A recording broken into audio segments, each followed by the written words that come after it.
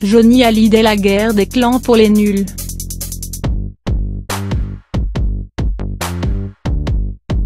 Le 5 décembre 2017, la France pleure Johnny Hallyday.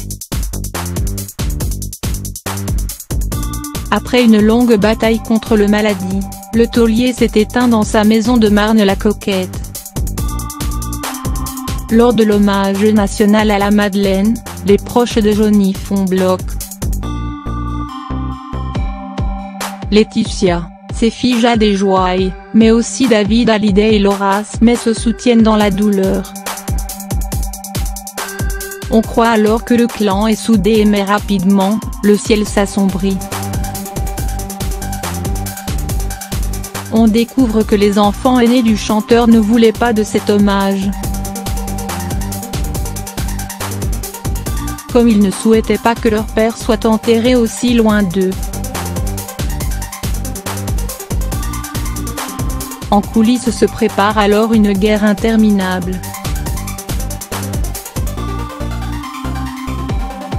Laura et David apprennent que Johnny a décidé de les déshériter au profit de son épouse et de ses deux plus jeunes filles. Ça en est trop ! En février 2018, Laura publie une lettre ouverte dans laquelle elle parle de son amour pour son père, mais aussi de son incompréhension face à cette situation. Il n'en fallait pas plus à Laetitia pour contre-attaquer, impensable à ses yeux de ne pas respecter les dernières volontés de son homme. Un testament à haut risque.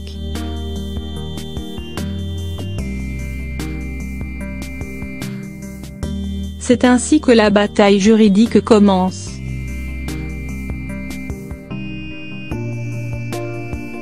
David et Laura contestent le testament.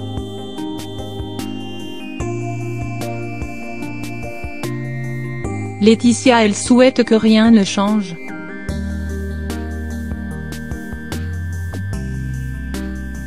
Johnny l'a décidé ainsi. La première audience au tribunal de Nanterre en mars dernier a pour seul but de déterminer si la loi française peut s'appliquer dans cette affaire. Johnny ayant rédigé ce testament aux États-Unis, pays où l'on peut déshériter ses enfants. On fait alors la connaissance des avocats des deux clans.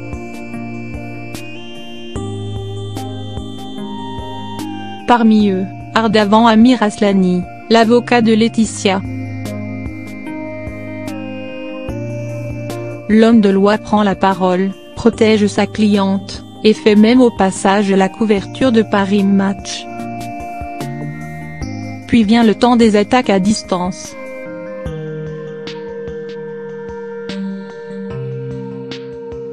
Laetitia prend la parole pour la première fois dans les colonnes du Point. Elle ne comprend pas pourquoi Laura et David ont lancé les hostilités publiquement. Elle est également attristée de constater que le public français la considère comme une épouse intéressée par l'argent de Johnny. Elle donne ainsi sa vérité et parle de son amour infini pour son mari. Ce n'est que bien plus tard que Laura Smith parle à demi-mot de l'affaire. Encore plus longtemps avant que David Hallyday se confie sur les derniers instants de son père à 7 à 8, de sa relation avec lui, mais surtout de comment il a été mis à l'écart. Sa dernière lettre n'a même pas été transmise à Johnny avant sa mort. Il en fait dès lors une chanson bouleversante.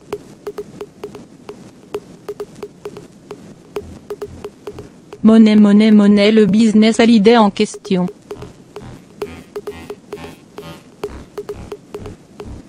Les mois passent et les révélations se poursuivent.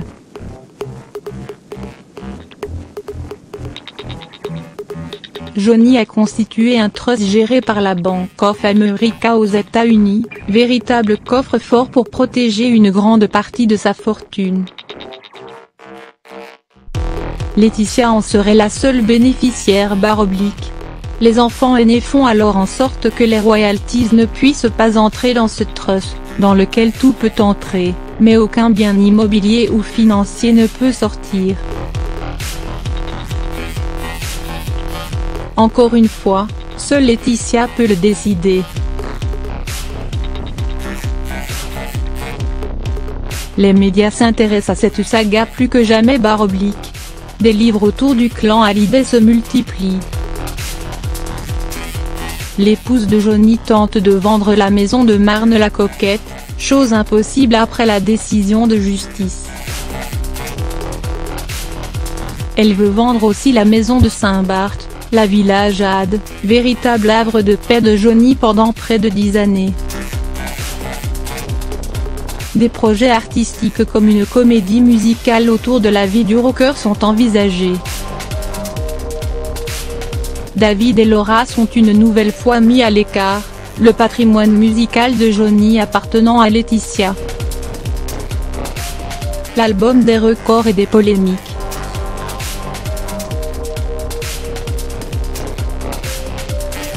C'est ainsi que l'album de Johnny sort en octobre.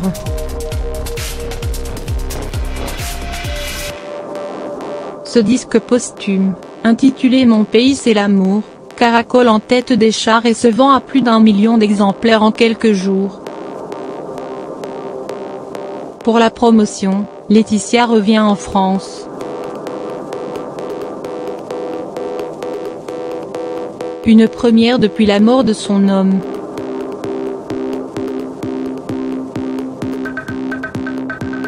Elle accepte de donner 3 interviews TF1, RT et les Paris Match très encadrées et donne une fois de plus sa vérité. Elle est toujours déterminée à faire respecter les dernières volontés de son mari, elle défend bec et ongles ses filles, elle évoque les mensonges colportés sur elle et elle parle évidemment du courage de Johnny lors de l'enregistrement de l'album. Pendant ce temps, David et Laura signent en référé les 3 maisons de disques de leur père pour tenter de geler 75 des royalties, les revenus liés aux ventes de disques versés à l'artiste.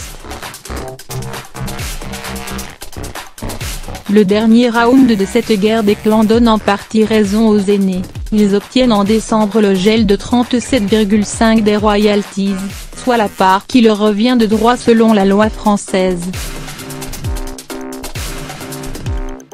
Mais le bras de fer continue 1 an après la mort de Johnny.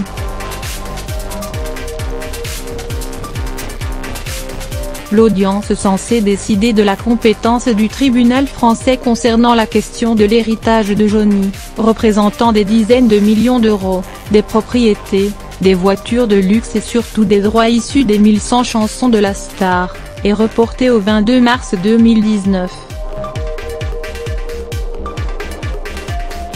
La raison / l'assignation par les enfants Hallyday du fameux trust regroupant les actifs américains du chanteur, jusqu'ici absent de la procédure.